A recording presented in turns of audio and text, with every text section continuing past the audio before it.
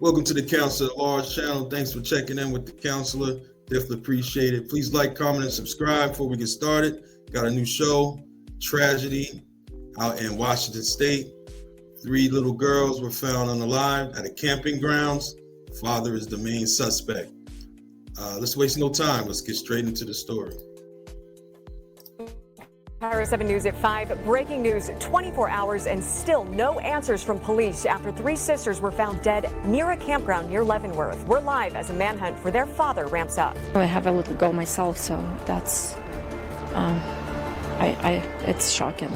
Plus, troubling new insights into the suspect. We are combing through just released court documents right now. And Amber Alert confusion. We're pushing WSP about. So the father's the main suspect, but he hasn't been caught yet. And there wasn't an Amber Alert, so they're investigating that as well. Why one never went out for these girls? Why was an Amber Alert not issued in the case of these 3 missing sisters? Live team coverage starts right now. And a truly heartbreaking end to a search for 3 sisters from Wenatchee. 9-year-old Peyton Decker, 8-year-old Evelyn Decker, and 5-year-old Olivia Decker have been found dead. The girls were last seen alive on Friday after their father picked them up for a planned visitation. And now there is an urgent manhunt to find him. 32-year-old Travis Decker is wanted for his daughter's kidnapping and murders. Now, State Patrol says he may be armed and dangerous. The girls' bodies were found near his empty truck about 40 miles away from Wenatchee by Rock Island Campground that's west of Leavenworth. Our team is bringing you live coverage on this rapidly developing investigation from State Patrol headquarters in Olympia to the crime scene near Leavenworth. First, Cairo 7 anchor Gary Horker is fronting our coverage live from Wenatchee, digging through just released charging documents. And Gary, the details here are disturbing. Monique and Elle, they don't get more heartbreaking than this. These 3 innocent lives taken so tragically, and now we know how. Those documents say the girls died of asphyxiation. They also say believe in innocent until proven guilty. The FBI and all these law enforcement agents. I believe in innocent until proven guilty, but it's not looking good. You got the 3 sisters that found passed away, and you got the dad on the run. And I'm hearing that some mental health challenges was going on with the dad. So we're gonna get to it. Agencies, including Homeland Security, pinged their father's cell phone around the area and the campsite where the night before he disappeared with them. Take a look at the girls at the center of this case. That's Peyton, Evelyn, and Olivia Decker, 3 innocent little girls. They were last seen Friday when they were supposed to be on a scheduled visit with their dad, Travis. Here's a look at his photo. According to custodial documents, Travis Decker and the girl's mom had been separated now for several years, but his court-ordered custody plan changed once he became homeless. Worth noting here, Decker refused to sign the plan, which stated he needed to get both mental health and anger management. That is part of the document. So apparently Travis went homeless. They changed the visitation paperwork, and Mr. Decker refused to sign the paperwork. In the paperwork, by the court says that Decker is also supposed to seek mental health treatment and DV anger management counseling under the parenting plan, but has not. So there must have been some past incidents where Decker has shown signs of mental health, signs of not being able to control his anger. So there are concerns about him. There are already concerns about him having his daughters. And if he's homeless, I'm trying to figure out why he was allowed to actually have his kids. Maybe it wasn't supposed to be an overnight visitation. It might have just been a day visitation. So that's what I'm thinking.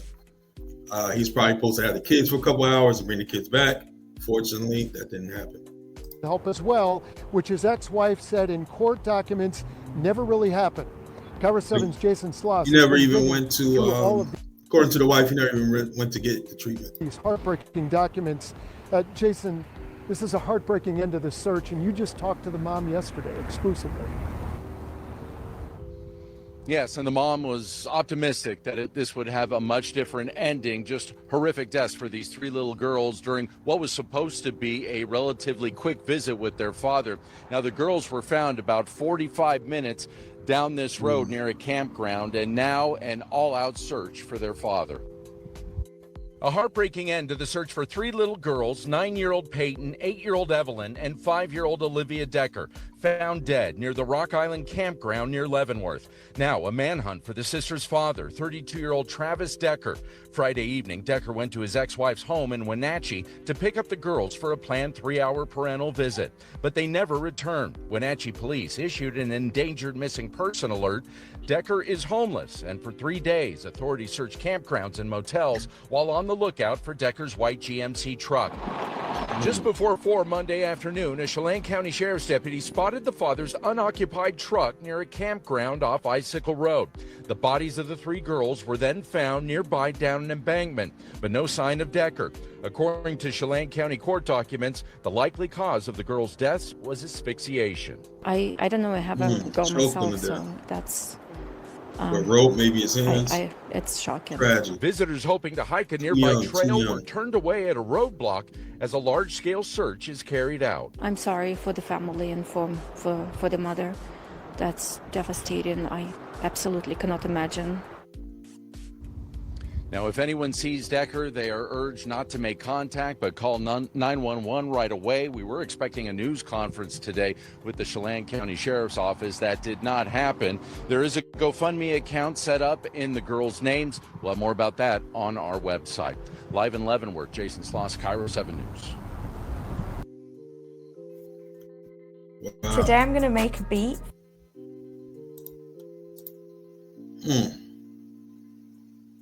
Yes, very tragic. Now, my thing is this. I don't believe Travis is still alive. I believe he took his life. I think that he went up there for a mission. Now, there's 2 reasons he could have done this, I believe. Either one, he was angry about the custody paperwork, definitely angry about maybe not having no housing to actually see his children. So maybe this could have been an act towards his ex-wife, or it could be he was suicidal. He didn't want his daughters. Sometimes when people are suicidal, they think they're doing the right thing by taking another person's life, such as their spouse or their children, just because they feel that if the world is so tough for them, they don't want no one else to go through that same feelings or emotions or the same down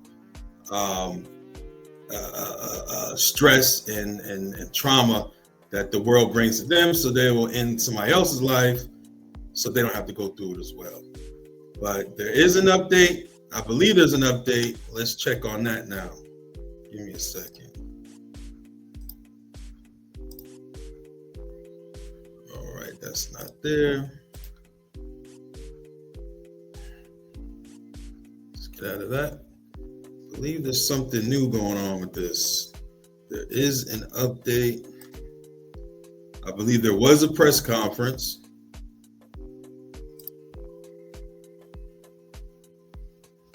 Let's see what the Sheriff's Department, 1 second. I found it. Let's see what the sheriff is talking about.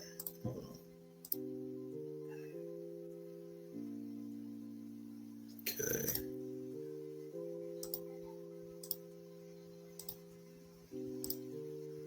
All right, so authorities do give an update on the situation. Let's see what the sheriff has to say. Okay, I am Captain Brian Chance with the Wenatchee Police Department. This is Sheriff Morrison, obviously, with the Chelan County. And I'm going to start out the press release and talk about how we got to where we did just a couple of days ago or just yesterday. So I'll start off and give you a timeline of the involvement of Wenatchee Police Department in this case. On May 30th, at about 9:35 p.m., Wenatchee police officer Corporal Gonzalez responded to a call of a civil complaint. In responding to that call, he interviewed Whitney, the mother of the 3 young girls. There was no reported history of problems with the parenting plan. There were reported concerns of Travis being homeless and financially stressed recently. Whitney was clear that during the exchanges that had occurred in the past that... There it is, financial challenges. Financial challenges can spark and intensify any mental health symptom, because because we need money, right? And he might have had thoughts of, I can't provide, I don't have a place to stay, which means I can't provide for my children. Travis was very communicative with her in any deviations from the parenting plan. Corporal Gonzalez, after speaking with Whitney, was able to identify Decker's vehicle through a local database called Spillman. He took the vehicle information and was able to enter it into Flock, which is a system of cameras that are located within the city and also in Chelan County. Flock located the vehicle, the white GMC Sierra, traveling northbound across the Wenatchee River Bridge. This was shortly after Decker had picked up the children for the visitation. After this information was obtained, and in addition to information that had been received by Whitney that Travis frequented local hotels and often local campgrounds as well, all local hotels and campgrounds in East Wenatchee and Wenatchee were checked by patrol officers from those jurisdictions, and Decker was not located. Park rangers were also contacted at Confluence Park and made aware of the situation. An attempt to locate was then sent out by Corporal Gonzalez to all regional agencies containing Decker's information along with the vehicle information. After that, Corporal Gonzalez made contact with Washington State Patrol and consulted their unit for an Amber Alert. The information at the time did not meet the threshold for an Amber Alert. On May 31st, Corporal Gonzalez contacted Sergeant Eaton at about 7 a.m. I'm interested in why 3 missing girls didn't meet the requirements for an Amber Alert. I guess they'll come out with information soon. Also, like I said, this guy has some mental health and he has a lot of military training. I believe he's part of the Washington State Reserves or something like that, and he has some type of training. He can survive out there in the woods, so he might still be out there. I believe he's somewhere with a self-inflicted wound, laying out somewhere, and deep in the woods somewhere that's going to take some time to find. After you unalive your children, the backlash is going to be intense, severe.